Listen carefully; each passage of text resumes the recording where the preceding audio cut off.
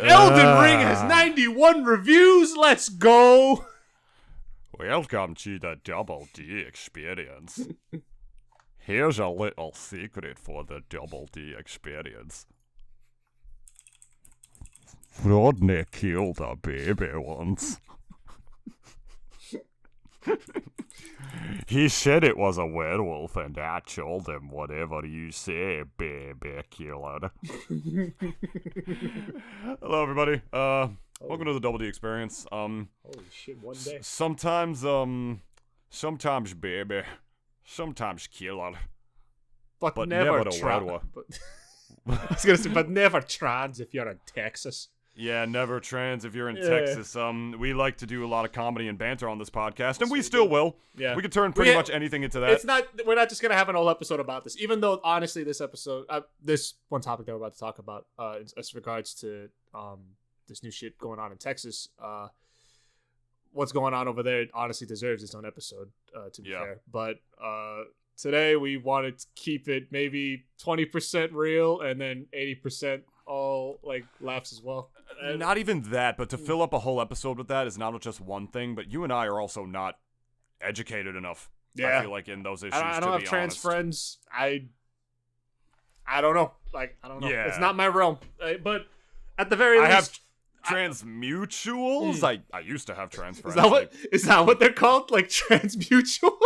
Well, no, like any mutuals. Like if I like only still knew you through Dane instead of you being like my bestest buddy in the world, I'd be like, that's my fucking mutual Dennis. Yeah, I know that guy. Yeah, exactly. I was like, except for that one time at the Chipotle when I walked up to the counter and I tried to order from the dude, and I was just like, he was like, oh, like, would you like, what would you like, sir? Would you like a burrito, bowl, or whatever? And I was like, hey, boss, I'll take a burrito, boss. And Dennis straight up put his hand like to his face and was like, I don't know you. Yeah, I do that a lot with people. I do that a lot with people. Yes, he does. I guess we'll cut straight to the chase on this one here. We're starting off on a little bit. You pull it up. Let me pull that shit up. So, this is a and I learned about this through Twitter. I mean, blew up on Twitter, but it seems very legit. It's got the letter and everything.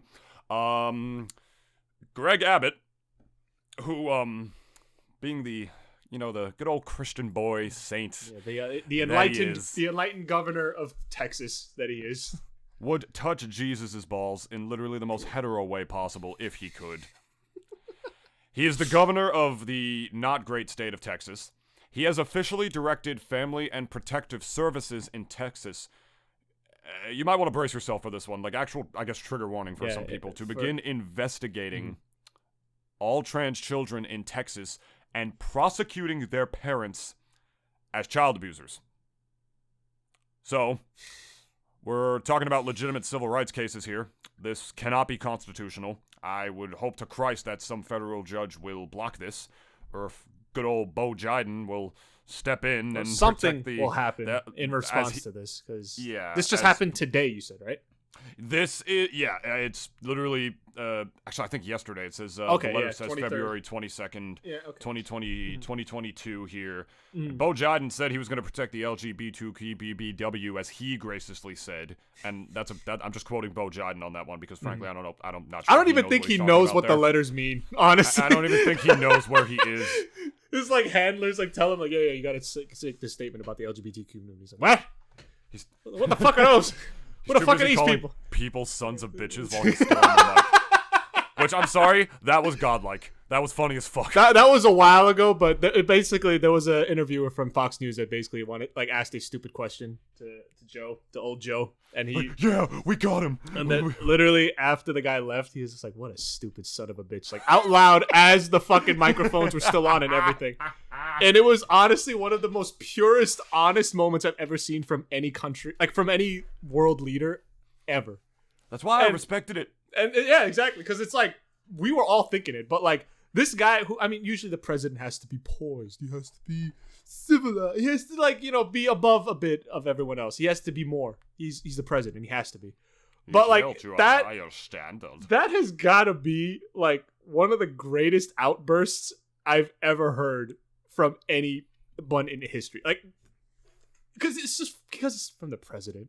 You don't hear that often. Like, even Obama was like vanilla ice cream compared to fucking Joe when it came to like that man was black. Yeah, which I mean, Obama was gonna be like, "Hey, yo, what the while he's on the podium," but he was as much as he probably wanted to. Maybe, but Joe, he at that age where motherfuckers are old, they're gonna say whatever the fuck they want. And, are you kidding? Bo Jodney, as soon as like Obama left office, he's like, "Yo, can I, Barack, please? We've been working together for 8 years.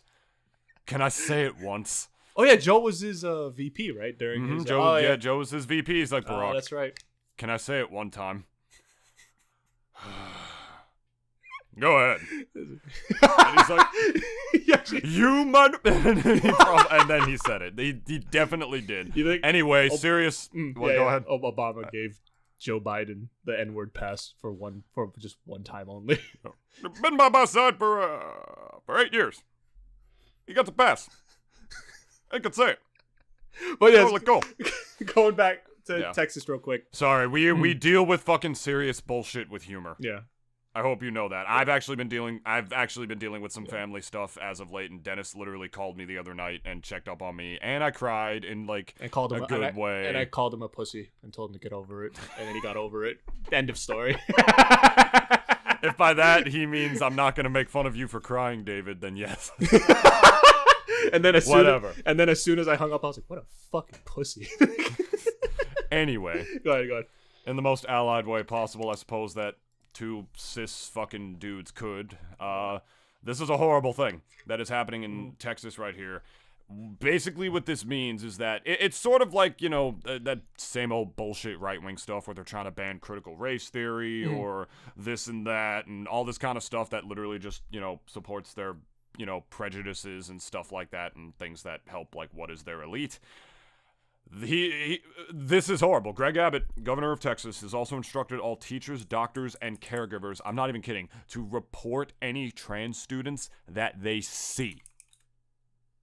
You heard that right. Mm-hmm. You fucking heard that right. It's literal persecution.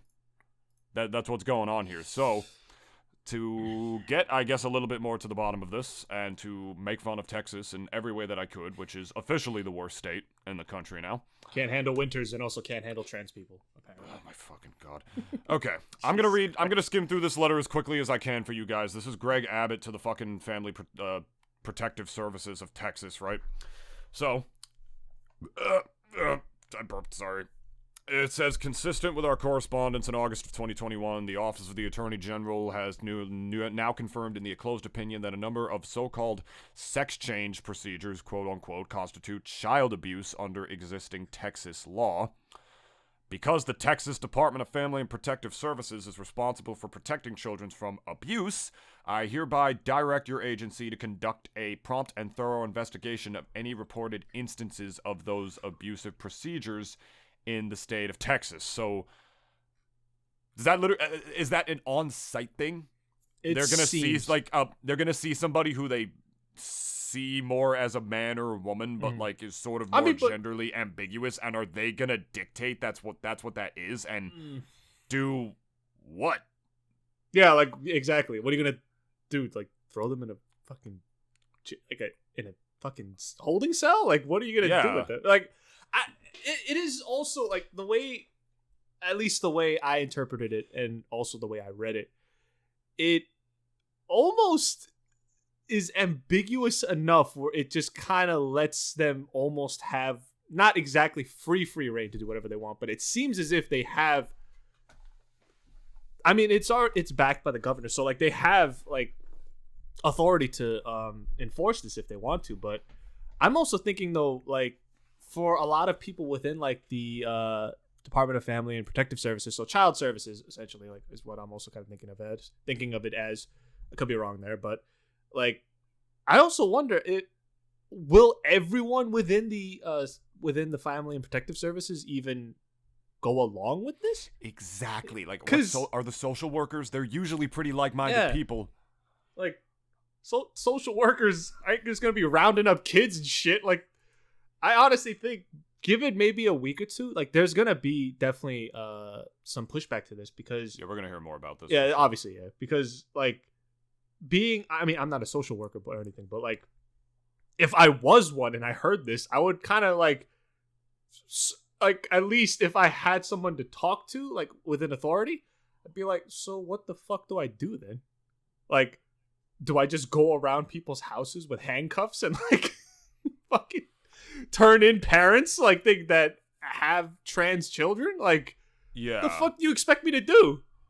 And it almost seems as if like maybe it is just I don't know, maybe it could just be posturing, I don't know. Like, it seems as if like there's very little that, I mean, this can't be constitutional. I mean, that, and also like the fact that, let's say even if it was, right, like, yeah, I don't know a lot of social workers that would really get behind this, even in a state like Texas. I mean, like, Texas is a different state from where we live in, so like obviously different culture and all that, but it's, I don't know, like, it's, I'm like kind of, there's liberal pockets of Texas like Austin, yeah, which is a very liberal city actually, but much like some other places in the world, once you go into like real Texas, like the big open areas, yeah, it can be a little different. And because that's the thing, like, how many of it's lest they lose their job.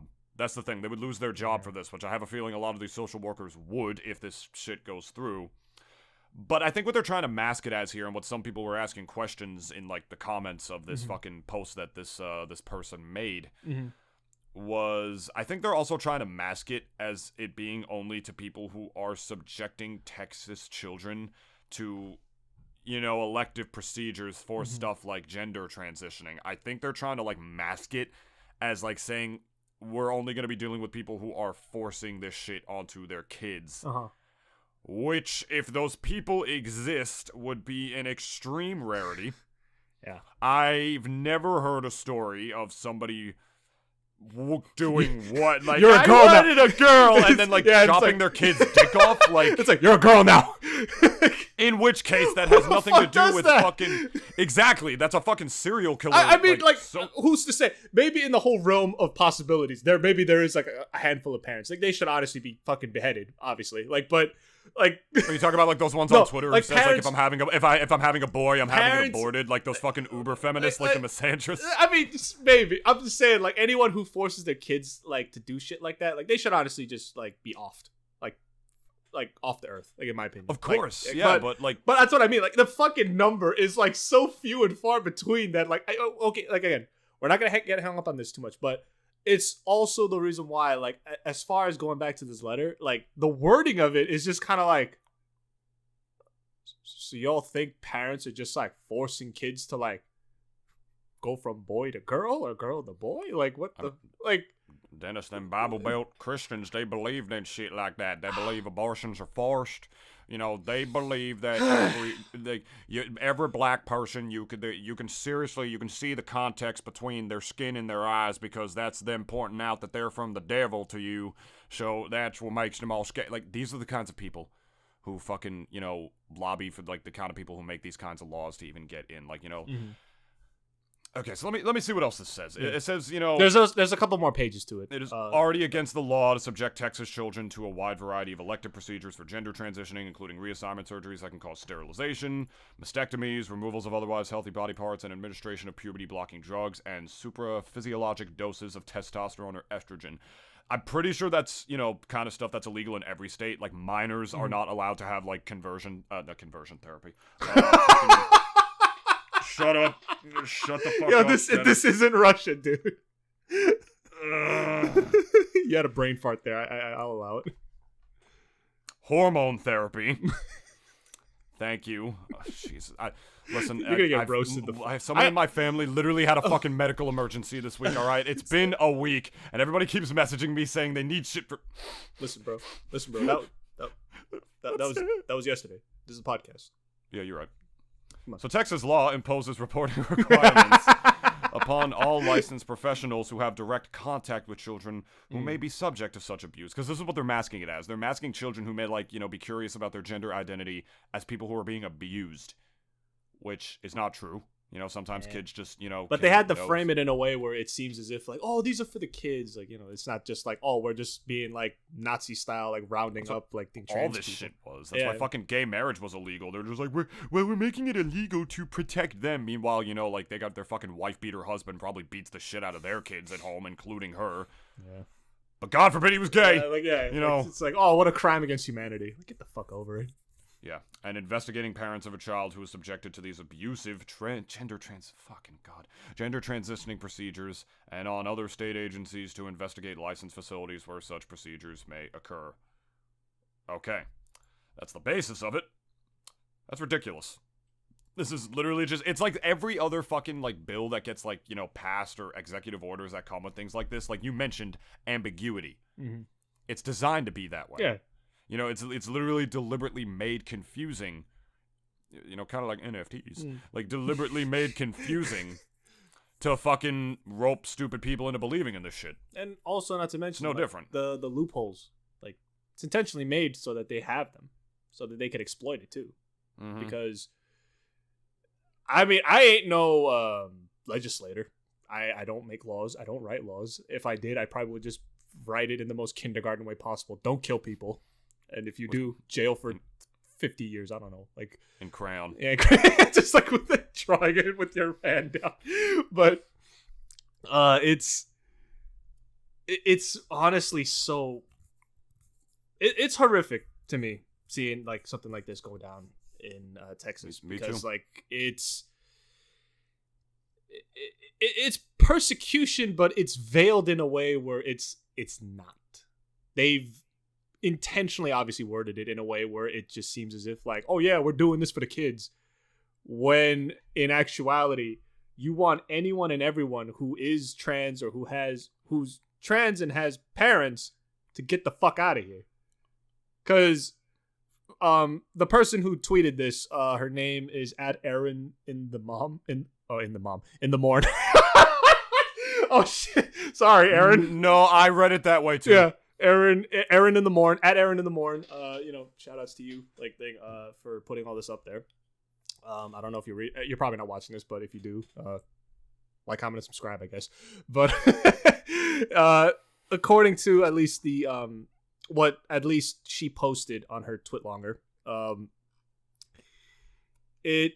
she is essentially saying, you know, if you are the parent of a trans kid in Texas, now is the time to get out. We will help you in any way we can. Blah blah blah. I think she's part of an organization. I'm not too sure. That probably she cited a bunch of organizations that I'll put down in the description below too. That like links to like GoFundMe's for trans people who are going through these issues and shit like that. You know, people who might not have enough money to leave Texas. Yeah. Or, you know, the resources to even do that. I'm gonna put that all down in the description below if you want to donate. I'll donate something in my name as well with my fancy new credit card that I just got.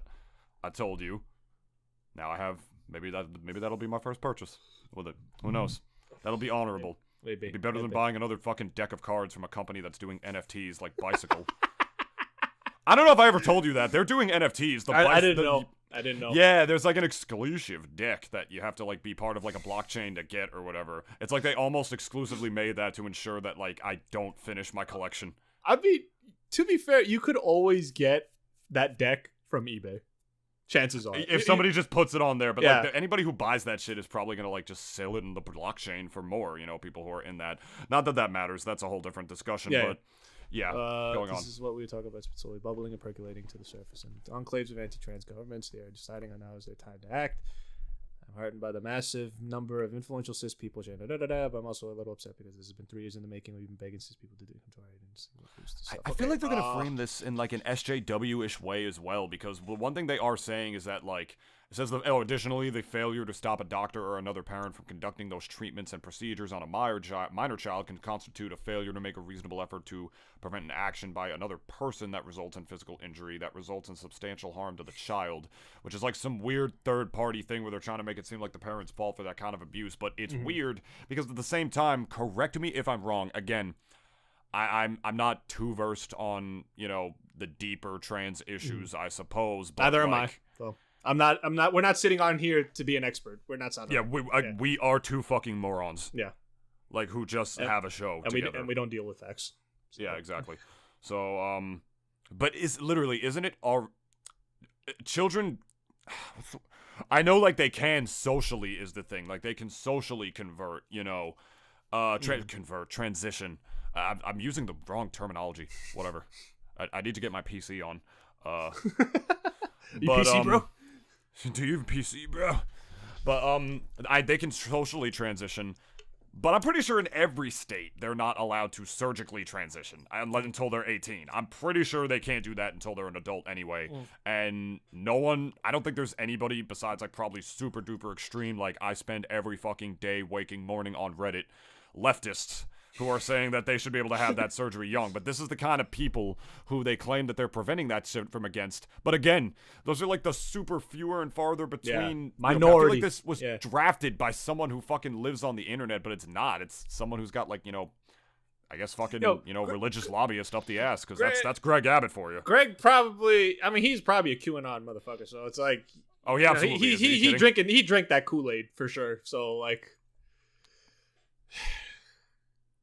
I don't know. Like, I mean, we got the news of it, and we know that it's going to happen. But I feel as if though this is still going to be something that is gonna more shit about is going to unfold as time goes on. Because I think I don't know what the population or the demographics is in Texas of trans kids and their parents. Like, I guess. I mean. It's not like, oh, if you have a trans kid, you're a trans family. So it's like, you know, at least families that have trans children. I don't know what the demographic is as far as Texas goes, but. I mean, if the metrics represented, I mean, a lot of people in general, not even, I assume, presumably just trans people, are actually leaving Texas en masse. I mean, yeah, a lot of people are leaving that state. Well, it fucking sucks. You remember last winter, like you mentioned. That's the ones that have the means to leave, though. Exactly. There's not all of them like they got the means. So I mean that's the reason why. Like I mean, if I had to choose, if I was them, like if I had to choose between either, well, for the sake of my own privacy, and even for the sake of like my own fucking civil rights to begin with, like I'd rather like if I was them and if I had the means, I would leave. I think that's a pretty simple conclusion if you think about it, but that's what this person here is saying to do. If you can, then get the fuck out. But like get out while you still can. Yeah, right now at least. But like, I honestly feel as if this is definitely maybe a move from the governor's part and maybe even just his cronies, just to get him out of there. In my opinion, this is like they probably thought, oh, if we do this, then all the ones that could leave. We'll just push them out and like they'll just go somewhere else. And Texas is pretty Bible thumping as far as they come. So I mean, as far as that goes, like it's no one should be really surprised. As Erin had said, she basically said this was like already 3 years in the making. So yeah. Underneath my radar, Aaron. Sorry, because like this is like stuff outside of my own like purview, and we're just two idiots on a podcast. So I have a feeling there is a lot more to this than just the fact that they're trying to frame it in a way where we're trying to save all these kids from doing these harmful procedures. I mean that goes without saying, obviously. Well, yeah, because kids can't even medically transition anyway. No, I mean... So this is only going to apply to, like, trans kids who have transitioned socially. Yeah, but that's why I'm saying, though, like, there is definitely, like, a bigger ulterior motive as to why they're doing this. Yeah. And I honestly do feel as if they're just trying to just push them out and just, like, think, oh, you don't like it here? You don't like how things are? Then get the fuck out and go somewhere else, then. Go somewhere else. As far as the party goes, like, weren't these the same fucking people who, like, constantly complain about government overreach? This is getting and into then they do this. This is like getting into some like real Nazi territory. Like, exactly, okay, like, dude. This is textbook like, fascism. It's like 1933 type shit. Like, damn. It's actually fucking textbook fascism because, like, why don't we just split up? Do you think people fucking choose like to? You think people would choose to like be something as convoluted and very often self-deprecating as being a trans person? You want to take a second to imagine how much that probably fucking sucks? It literally feels like you're in the wrong skin. It feels like you feel like you want to take your skin off. And this is like from what like some of them have like described to me and stuff, and more, if I'm being frank, more shit that I've just kind of seen on the internet. They describe it as sort of like feeling like you're constantly walking in like 2 left feet, you know, because like you're just feeling like you're in the wrong thing. And if you really feel like if it was more complicated than just if they're overly complicating that, and then they're just a gay man or they're just a gay woman or whatever, you think they would just say that, because that sounds like it'd be a whole lot easier and less people would be targeting you and shit like that. Yeah. It sort of reminds me of, like, you know, when people immediately jump on, like, when, like, a woman sexually, when says a man sexually abused her, tries to out them online for it and stuff, like, bravely speaks out against their case, they immediately go, they're doing it for the clout, they're doing it for the attention. Bro, doing it for the clout, doing it for the attention? You don't want that kind of attention, man. Shit's awful. Depends on who you are. Depends on who you are. If you're a celebrity, then yeah, you do want it. But if you're just like every other person, it's like, yeah, like, no, I don't want that kind of attention. Like, or if you do, you're just immature as shit. Like, I see people, like, you know, wanting, like, literally saying that they want, like, to be part of, like, the big boys or the big shots of, like, Smash or whatever. And I'm like, dude, Smashers are fucking cringe. Like, they're fucking man children. Why do you want to be part of that club anyways? Fucking mental. Like, I'm talking about Smash Twitter, but, like, they're fucking mental. The shit that they tweet, the arguments they get into, dude, they're grown man children. You really want to put yourself out there in that spectrum like that, of, like, having that many idiots in your mentions, constantly obsessed with you and having that weird parasocial, like, relationship? Yeah, me and Dennis want, like, views. We want listeners on our show, but we don't want people to be all up on us like that. These people are real. They're having human experiences, you know? Like it reminds me of the whole fucking Daphne thing, like with Dave Chappelle. Oh, yeah. That we talked about. And while apparently it wasn't true that she was getting dragged on Twitter for supporting Dave Chappelle, which I don't know how Dave Chappelle would have even known that, because he's not on Twitter. His boys were probably just like, yeah, they roasted her ass, bro. They fake as fuck. Like, and, you know, he probably was just like, yeah, probably, because he hates Twitter, as he should, if I'm being honest. Everyone should hate Twitter. Yeah. Point is, it's like these people are just having human experiences, man. You don't gotta understand it. I'll never understand it. Never gonna fucking understand what it's like to be trans. Are also having a very, obviously it goes without saying, particular experience. This is something that I would only have an inkling about what they're going through. Like me and David, anyone else who's fucking straight for that matter, or like, you know, whoever's not, you're cis, you know. Oh yeah, whatever. Whoever's not going through what they're going through, and.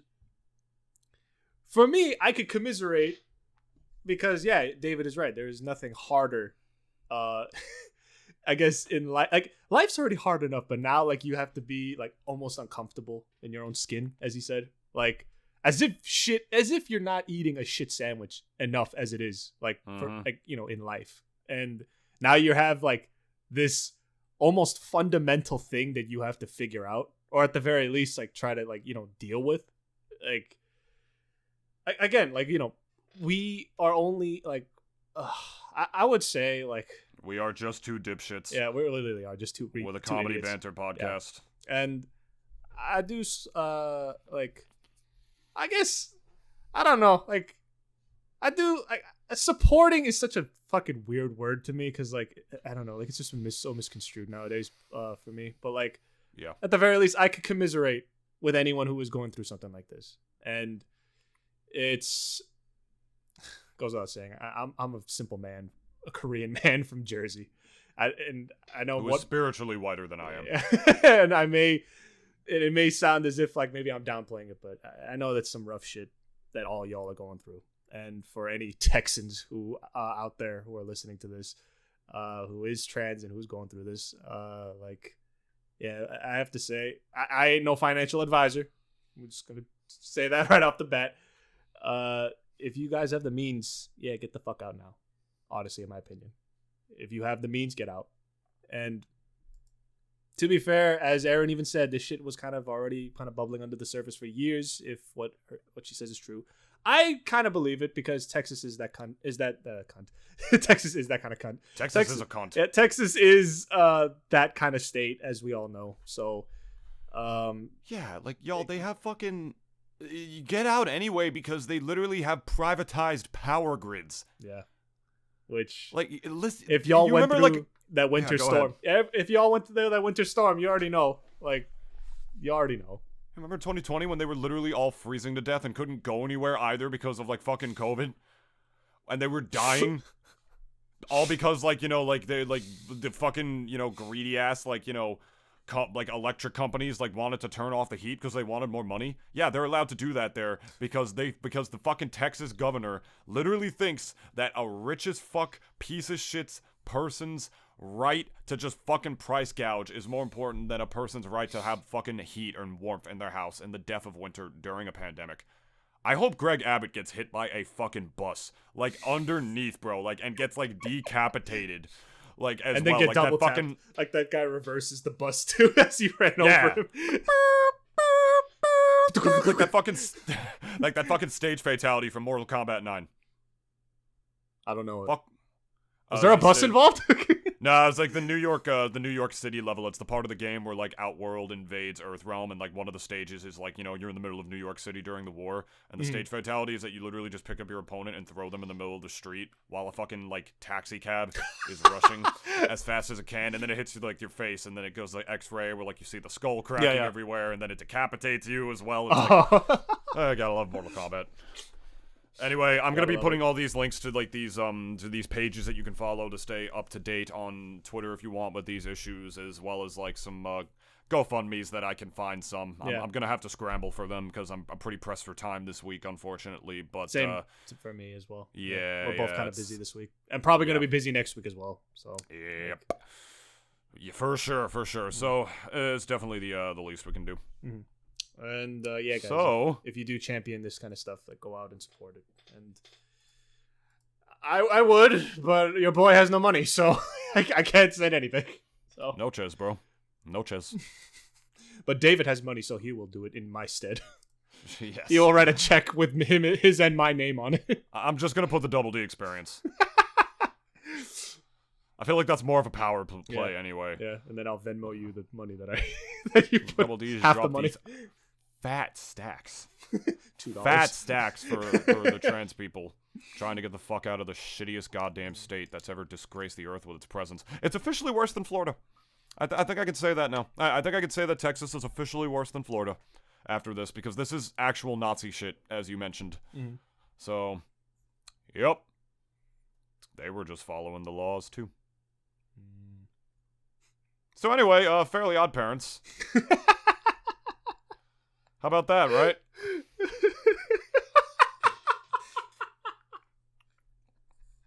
Yeah. What a fucking transition. Oh god. But oh my god, yeah, sorry guys. Like, oh my god, what a fucking A to Z topic change that we did right there. Oh lord. Yeah. Well, yeah, guys, go show your support. But, speaking of cringe. David, can I just say, since we're moving on now, can I just say? Yeah. I hated every minute of that fucking trailer. I like honestly hated every single fucking second of it. And I thought, at least, okay, so we gotta preface this. There is a, for any of y'all OG Nickelodeon fans from like way back when, Fairly Odd Parents is getting, what is it, a reboot? A new series? What the fuck you want to call it? I don't know. Like, is it? What is it? In your opinion? I forgot. Hold on. I sent it to you. Let's take a look at here. No, don't play the video there. I'm trying to hit the link. Yes, there we go. I do believe that it is called,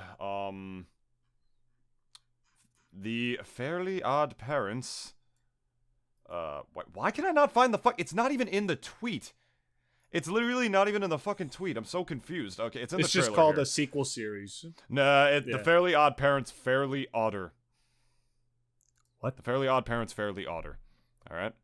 That's Fairly Odder. A-D, like Odder. Like O-D-D-E-R. Yes. Yeah.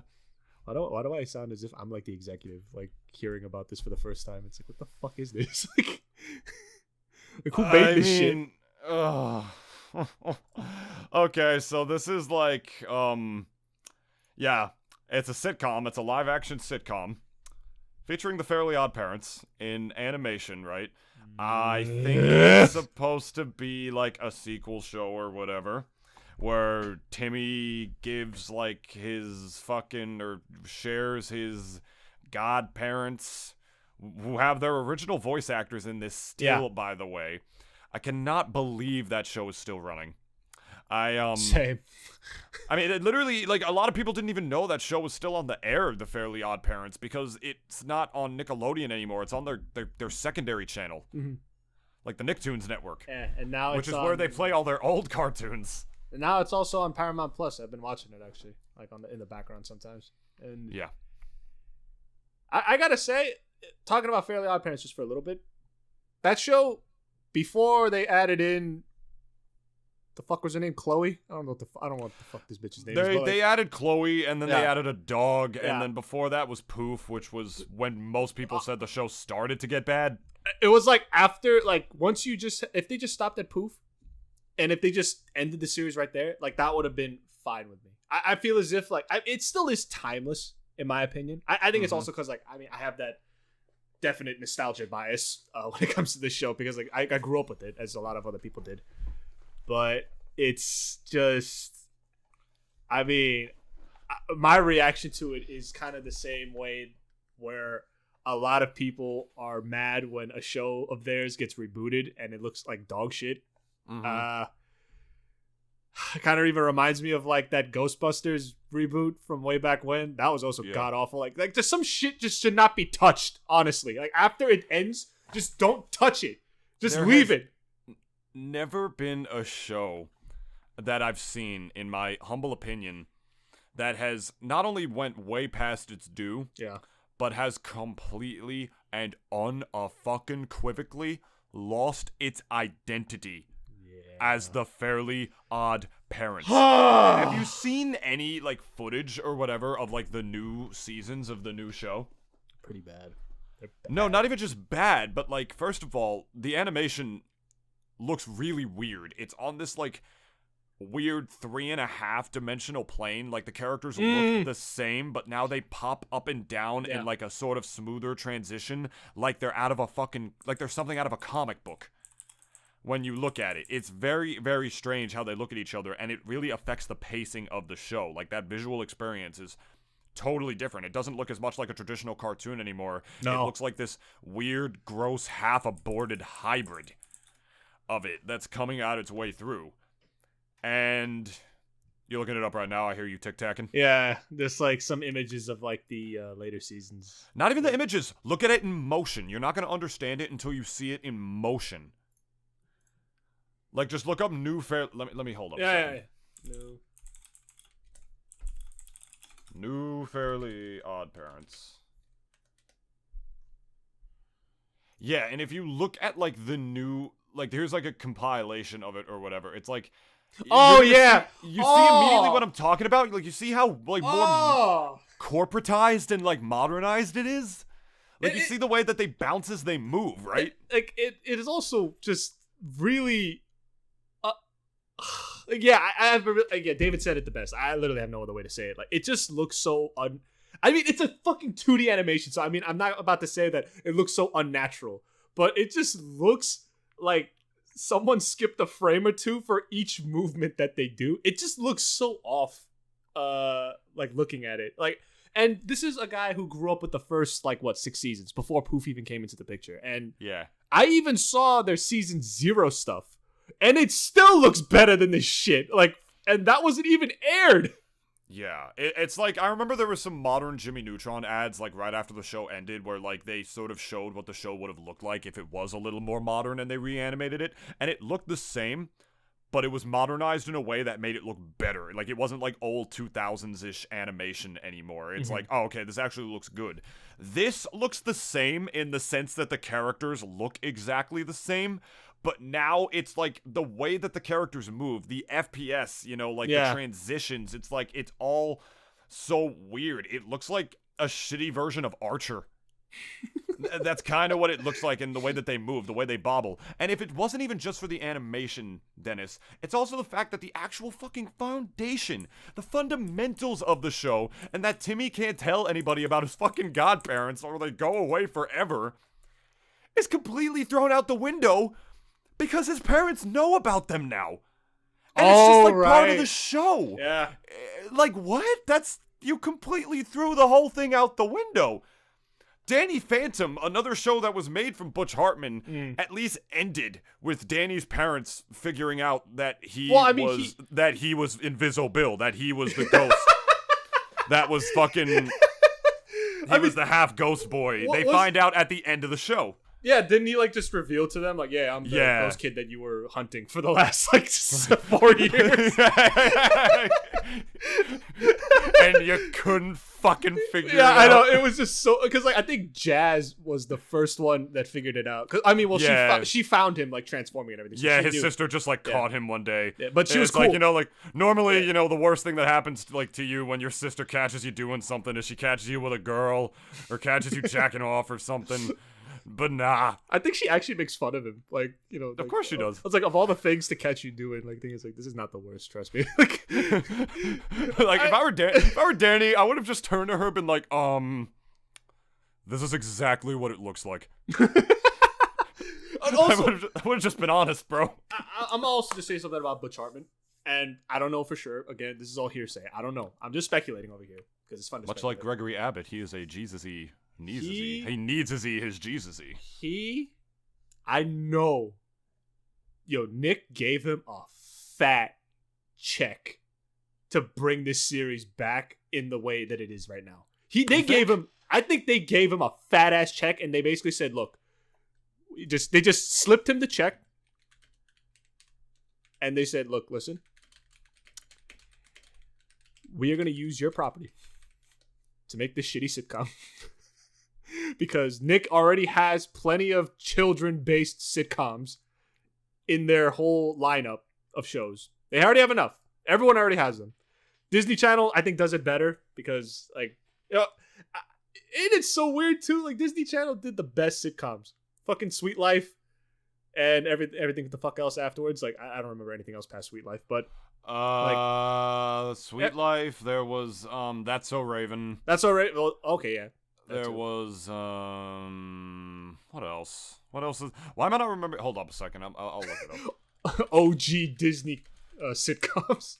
Obviously, there was High School Musical, which was huge. It wasn't a sitcom; it was a movie series, But High School Musical was like what Frozen was for like modern Disney now. Like, yeah, kind of. Everyone fucking knew High School Musical. Even people from outside of the United States knew fucking High School Musical. Pretty much. Yeah, they did. A lot of people did. Hannah Montana, that was another one. Yeah, Hannah Montana. I couldn't remember Hannah Montana, really? That's surprising to me. Why can't I find a list of, like, their older shows? Oh, Wizards of Waverly Place. That was also another one. Oh, yeah, those were Selena Gomez got started. That's true. Lizzie McGuire, that was, like, OG Disney, like, 2001. Yeah, I remember Lizzie McGuire. I preferred, like, Nickelodeon. Oh, you can't forget Corey in the house. Yeah, it's a party every week, baby. Even Stevens? Corey. Oh, yeah. Oh, Even Stevens, I remember 2000, that show. Yeah. Holy shit. Oh, that was Shia LaBeouf before he became a psychopath. Yeah.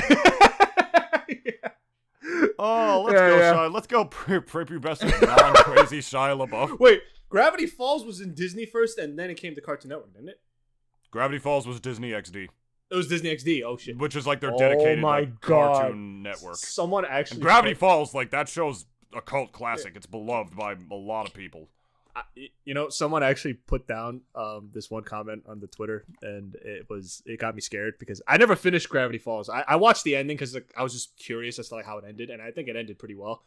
But some guy wrote like, "Yo, if they touch Gravity Falls and turn it into a fucking sitcom or like live action it's like I will fucking it just like I will fucking scream."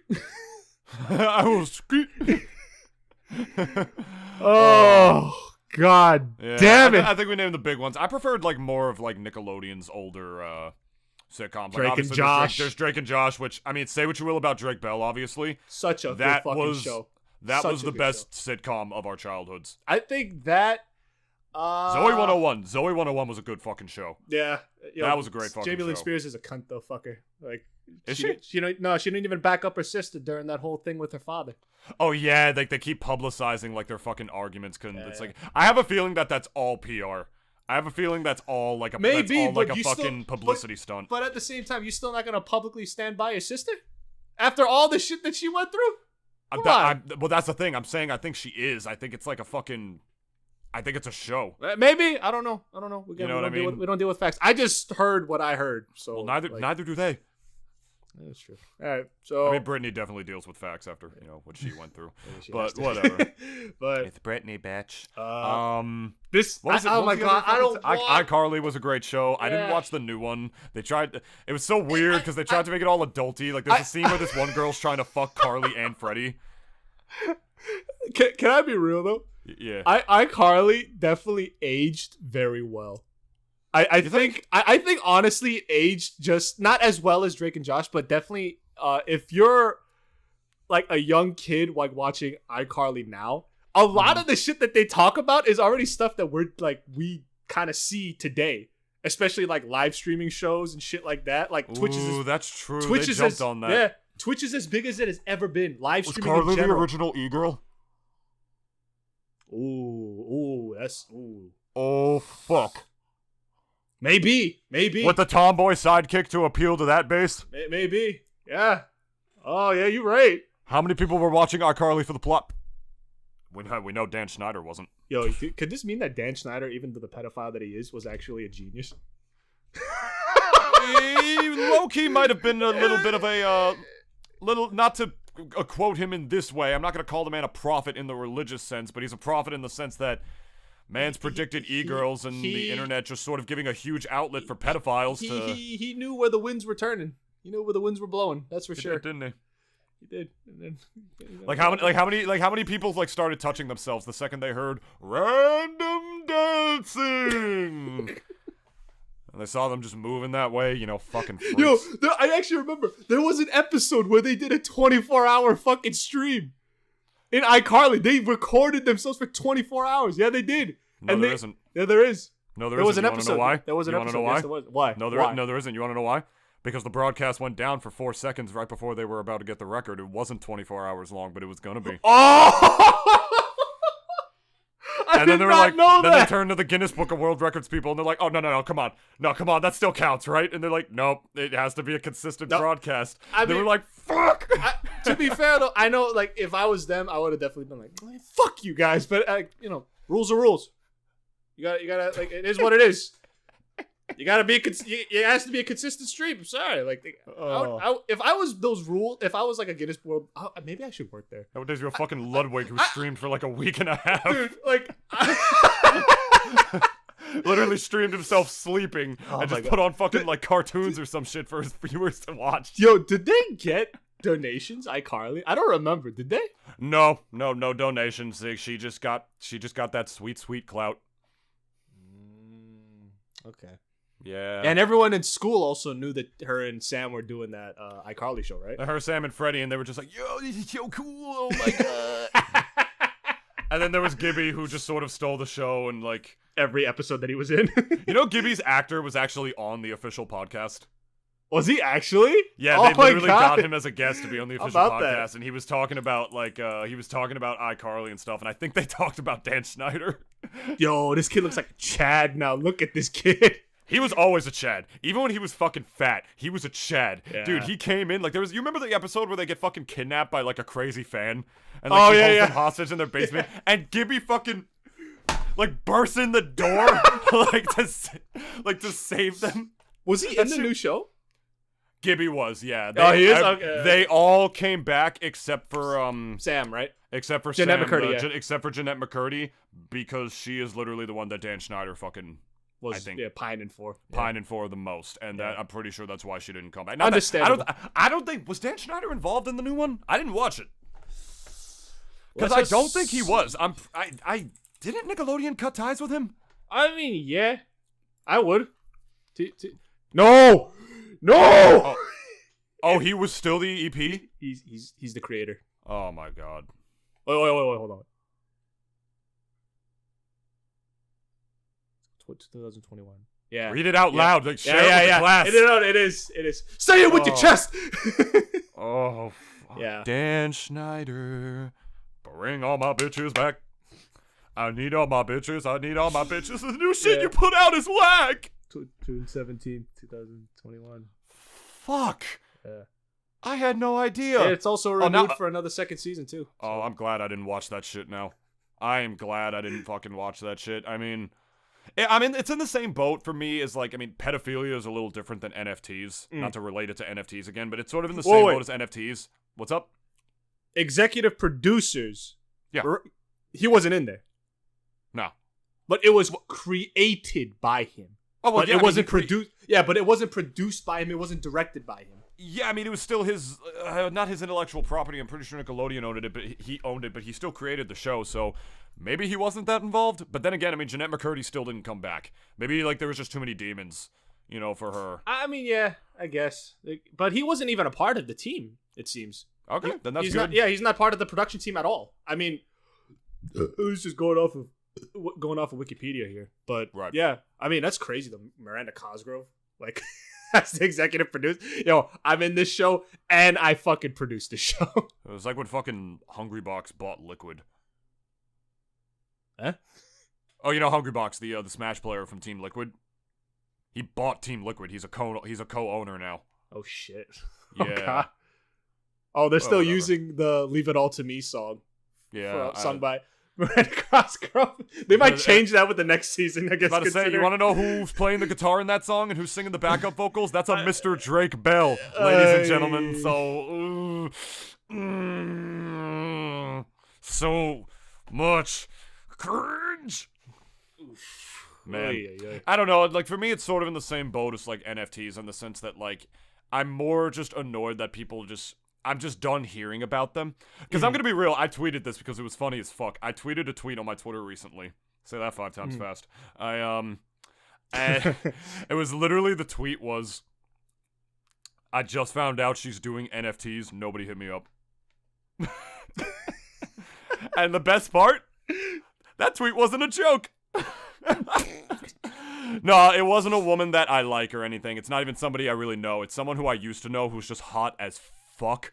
And I found out like she's like doing collaborations with somebody who is like doing NFTs, like astrology NFTs. I think it's gemstones that are also NFTs. In case that shit couldn't fucking get worse, it's like, whatever, do what you want. Like, at this point, I'm at the place, and they claim to be carbon neutral NFTs, but whatever. But I'm at the place where like sort of this show being like, brought to you by Dan Schneider, it's not even just like a power to not change things. It's at the point where like, NFTs are clearly not going anywhere for a while. I want to get rid of the righteous hate. You know what I mean? Not that I'm going to support them. I'm still never going to support that shit. Well, we're still going to meme on them. Still meme on them, but it's at the point where I'm just like, I can't do this because they're doing NFT. Like, I literally know people in real life who are doing this shit now. And while I still think things are going to change with that come next year, it's at the point where...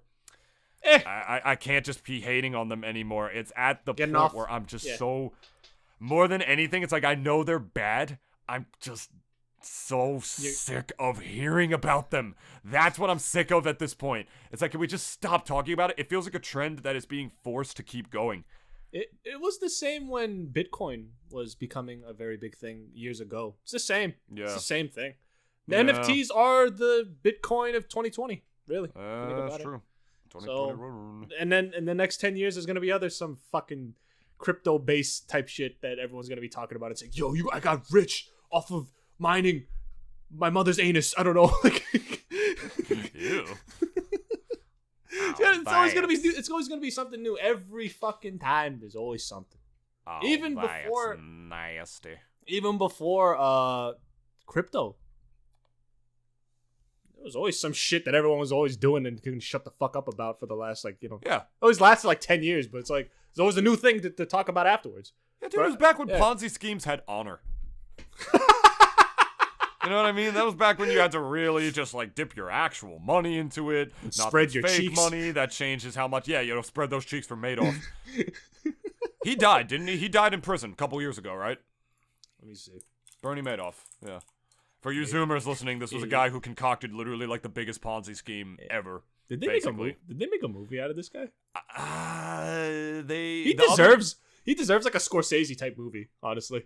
That would be pretty good. Yeah. 82. Yeah, 82, he died in prison. Died in prison. I don't know. Think about how much dick he probably took. I don't know. He's like, he was one of those Unless rich fuckers. Yeah, it's probably in a white collar person. Yeah. Never mind. He probably like, I don't know. Maybe he met Tommy Chong the same way that fucking Jordan Belfort met him as well. He met like some fucking white collar, hippy dippy like type of guy. Yeah. He's like, you should make a book. You should write a book about yourself. You should do it, bro. I'll pay you in like the currency I got in here, but instead it's just cigarettes. He died, 2021.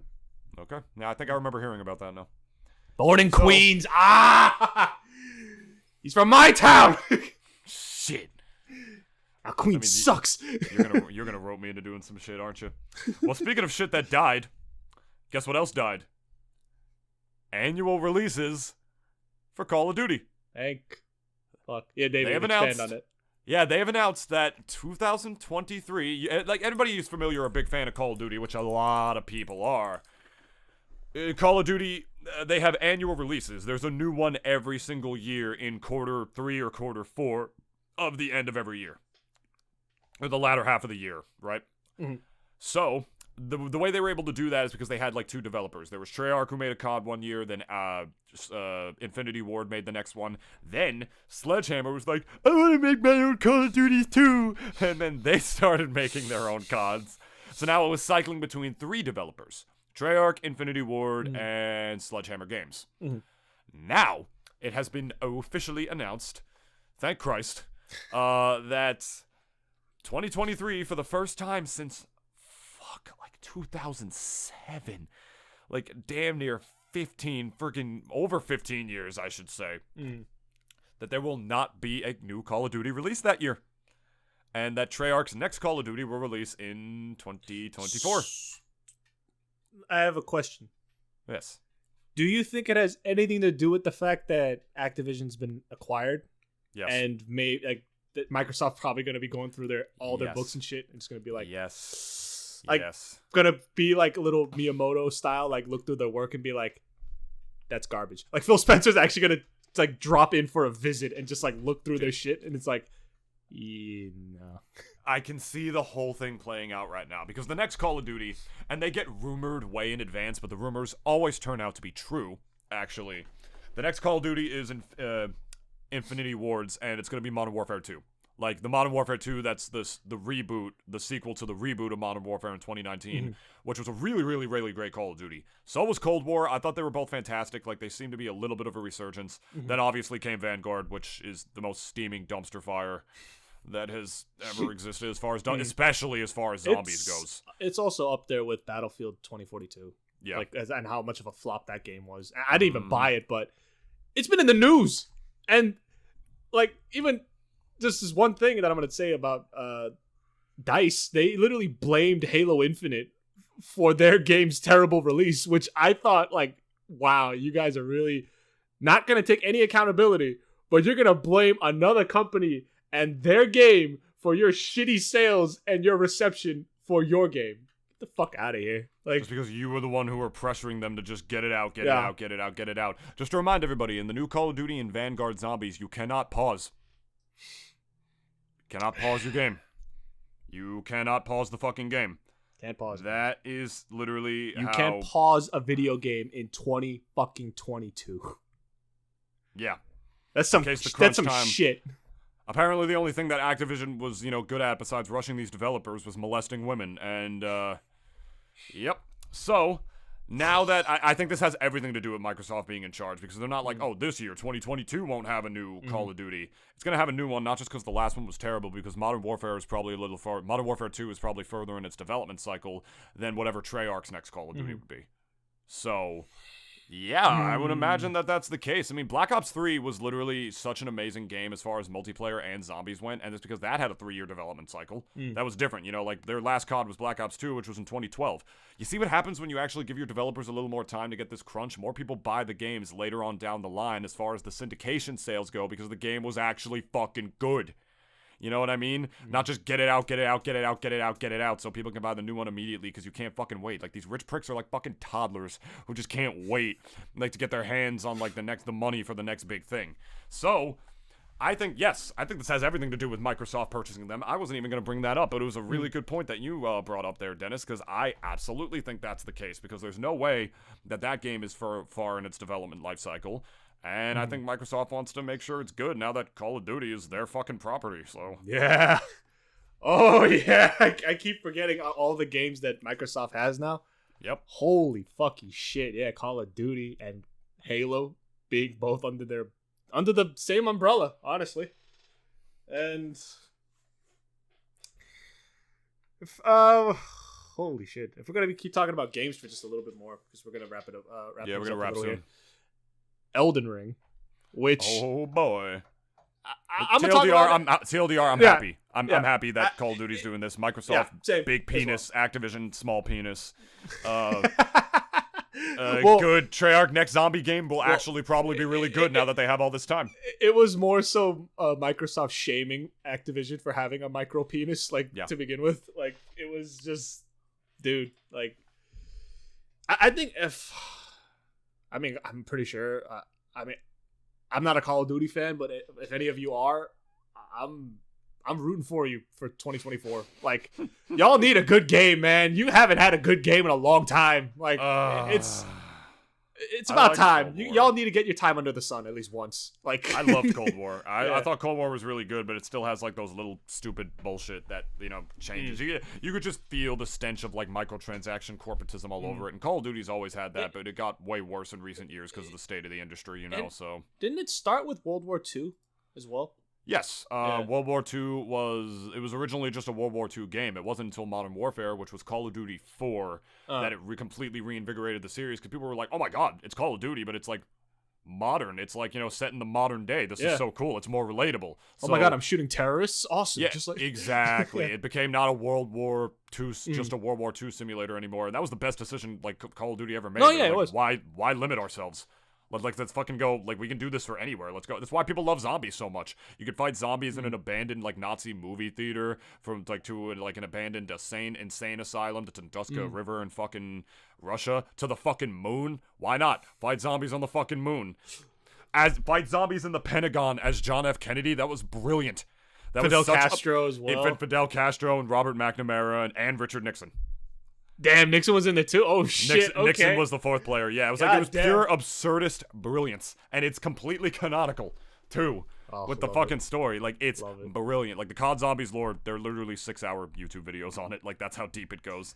So hopefully the next one will be good. Yeah, I'm praying we gotta keep going. Elden Ring. So, Elden Ring, for anyone that doesn't know, is the next game coming out of Miyazaki. From FromSoft, I think, studios. And the game's not even released yet. But people... Go ahead. Reviews. Them reviews. And I mean, these are... I don't know. 10 out of 10. I mean, here's the thing. If these are from, like, those Kotaku then, like, I don't know. Like... I don't know. I don't really give them too much credence because, fuck Kotaku for the most part. Like, God forbid, maybe like 10 years down the line I work for them and it's like, yeah, we saw like 10 years ago you like said fuck you Kotaku. Like, what was all that about? I'm like, I don't know. I was drunk on that podcast. I'm looking at it right here. Here's Metacritic, actually. Based on 27 critic reviews, a 98. From user? No. 27 critic reviews. Like the critics, like the people who played it, like the people who played it before it dropped, which were obviously like influencers and like people who managed to get like a review copy. Like, not even just influencers, just people who work for Metacritic. I mean, even okay, I guess that makes sense. I mean, it seems as if I don't know, maybe IGN is gonna get their hands on it eventually. IGN, I'm looking at it right now. IGN gave it a 10 already. Says Elden Ring is an open world game that we'll be looking back on as something that moved a genre forward. Why am I poor? I don't know, maybe Santa will bring you one. Oh, wait, here's random guy on Twitter. Elden Ring 3.5 out of 10. Maybe have some ways to resolve conflict without fighting in a game for once. Yo, facts! You know what? I actually like that. Whenever I played Grand Theft Auto, I tried to be a law-abiding citizen, but the people in that game, it's such an exaggerated, absurdist level of mean in that game. Wait, which game? Walk up to Grand Theft Auto, that they walk up to you and they just like, hey, and they pick fights with you. like for no fucking reason. So you know what? Thank you, Elden Ring. Game Promote Informer, peace. IGN, GameSpot. Destructoid. I remember Destructoid. 10 out of 10. I remember when GameSpot was fucking relevant. A lot of these ones don't stay too relevant, but like people still hear about them. Here's PC OpenCritic. Gamer. PC Gamer was also another one. Oh, here we go. Eurogamer called it essential. Game Informer gave it a 10. PC Games End gave it a 10. Fextra Life, I don't even know what the fuck that is. They gave it a 10. Digital Trends actually gave it a 80.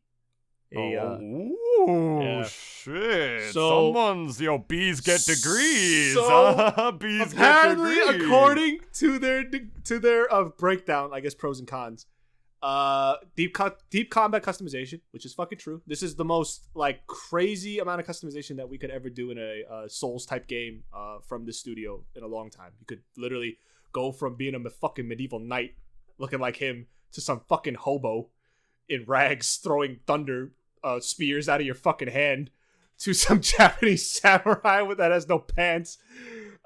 Cons, rough camera. I think this is maybe a bit of a leftover from even Souls 3 because I'm gonna be real, there were times when I was fighting with the camera. Yes, David, go on. I was raising my hand. We don't record our faces for these things. Yeah, but we do like have a webcam call for it. So I was just raising my hand just now. We ask each other questions like we're in grade school. And is this the project that, as far as story goes, fucking George R.R. Martin was involved in writing? He was part of this. Wow. This is the reason why we're never gonna get the 6th book in A Song of Ice and Fire. This fucker literally, I think got picked up for another show as well that he's gonna be, I think, writing for. But he's gonna die because he's old and obese. Yeah.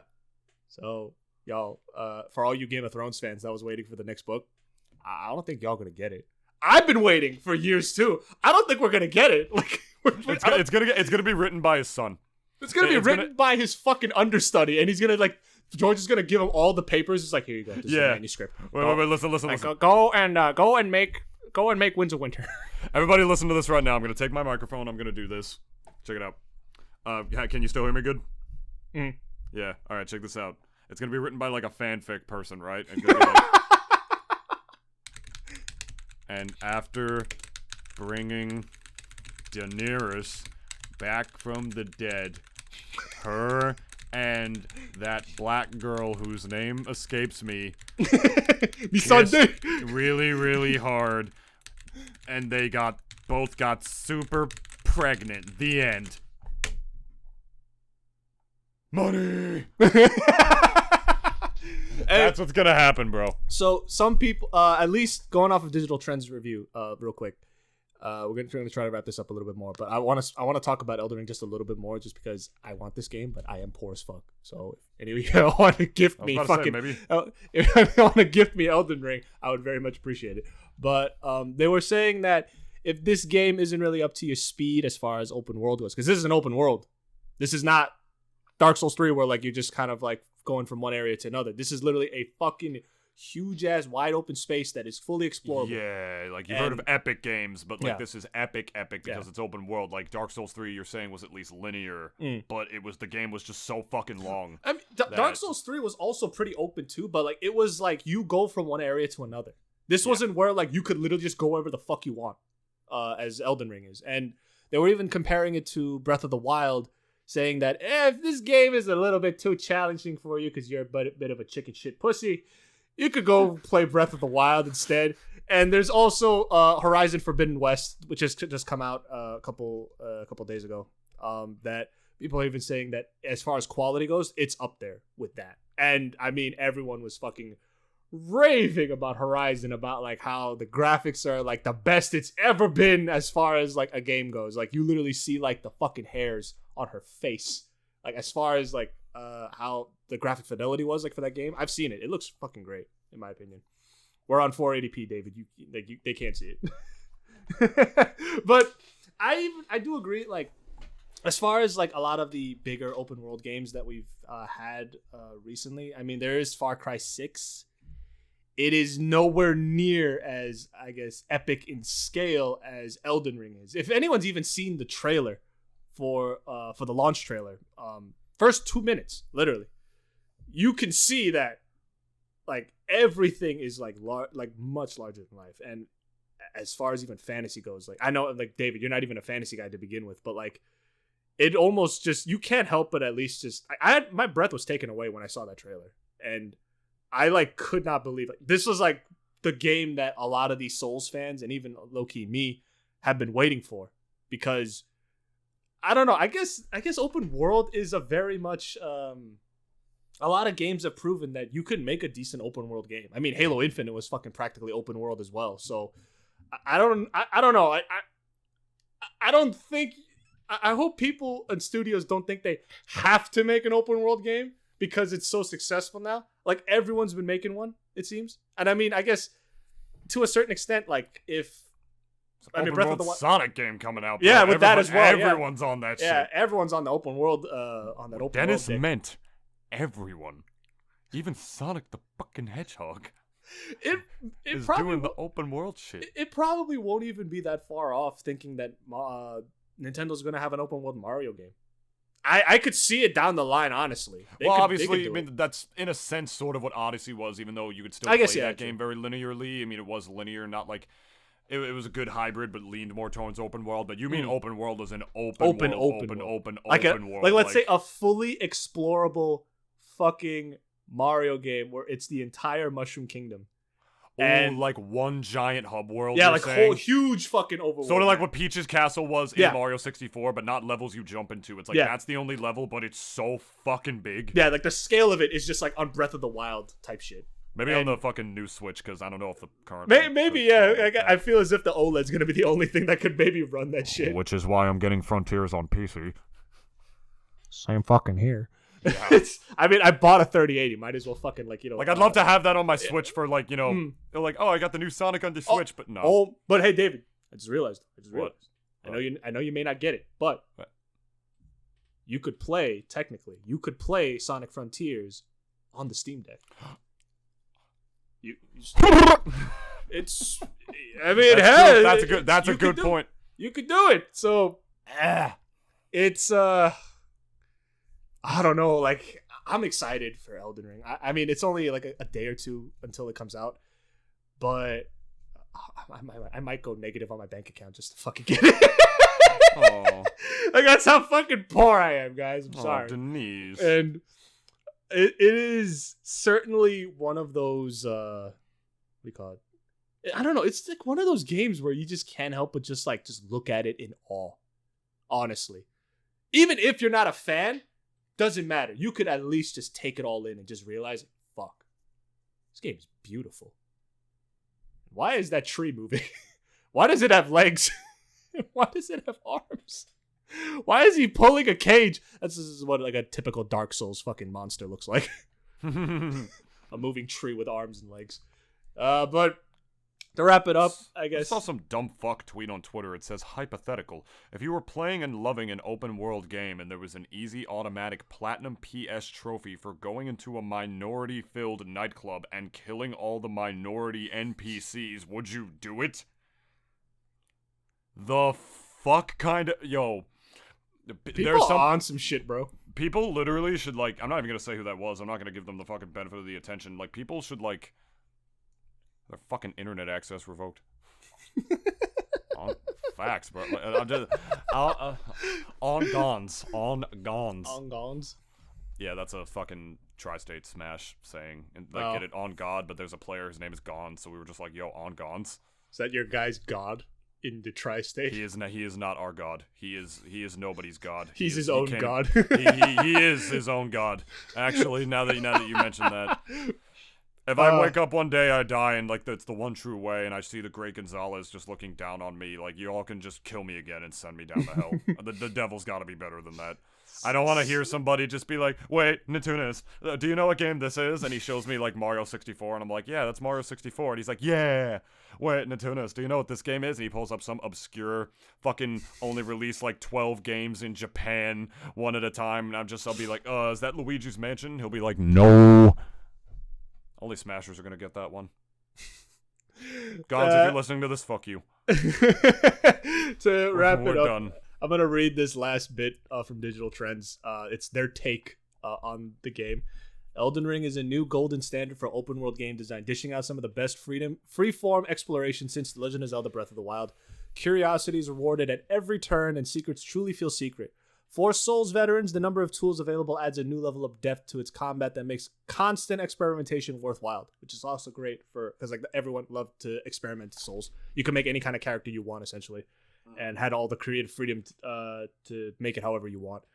Even with those strengths, it's hard to outright ignore the ugly quirks in FromSoft's games, which stick out even more on new tech. A stubbornness to fix archaic issues holds back what should be a once in a generation game, but Elden Ring is still a landmark accomplishment in any case. So basically, we're gonna give this 20 points less because there are these two little nitpicky things that we just think are holding it back. 7 out of 10. They just want their reviews to look different, dude. You know. Yeah, I know. Because everyone is saying the consensus is this game is fucking amazing, honestly, and yeah, I might have to go buy some Steam cards or some shit. But to wrap it up,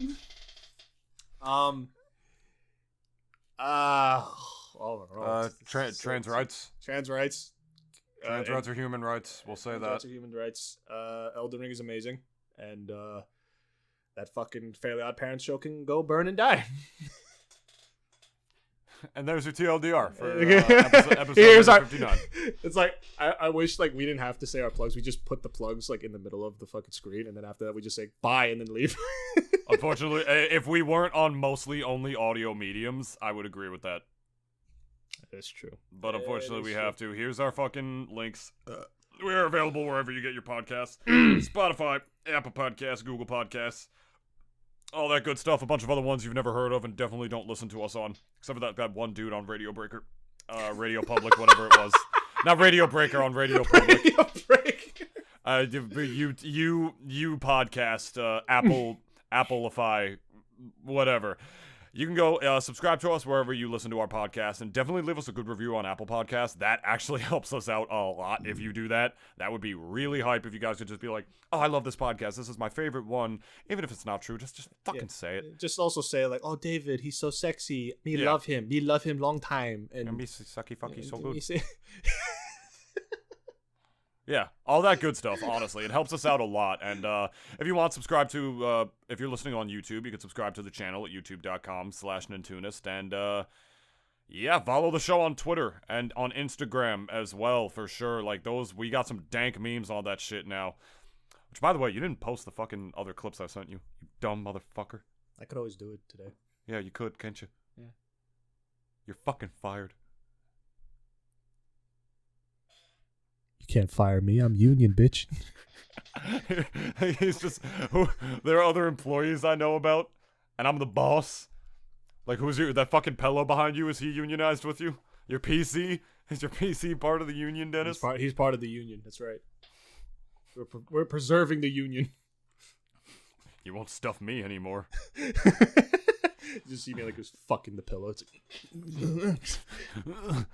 Alright, but we're done. Here, Double D at Double D Pod on Twitter and at the Double D Experience 21 on Instagram. I'll have something else to plug pretty soon so that Dennis can go back to doing the socials. We're done here. Don't want to make the episode too long. We are also very busy today. So yeah. I'm gonna have to. I'm gonna. Have you to got a crunch. dippity dip out right after this. I have to crunch to edit this too. It's been a hell of a week. Don't take your health for granted. Yeah, that's all. That's all I'll say. Go take a jog or something. Yeah, literally take a jog. Just eat better. Do some side bridges or push-ups in your room. You'll feel so good. I promise. Or if your dick is big enough, use both your hands to jerk yourself off. Yeah, that's literally good exercise. And you should, because my left arm is so much more muscular than my right one now to this day. You're starting to look like the zombie from Left 4 Dead. Hey there, that fella that done masturbates all day long. And on that note, we love you guys. You're listenership is very much appreciated. It really is from the bottom of our hearts. Thank you for supporting our stupid little show. My cheekbones. From laughing? Yeah, that's such a good feeling. Like, look, they're sending us presents. Why are they exploding? And look, Ellis, it's Kittyland. Do I look like some kind of queer to you? Bye. Oh, mine's a football. Yeah.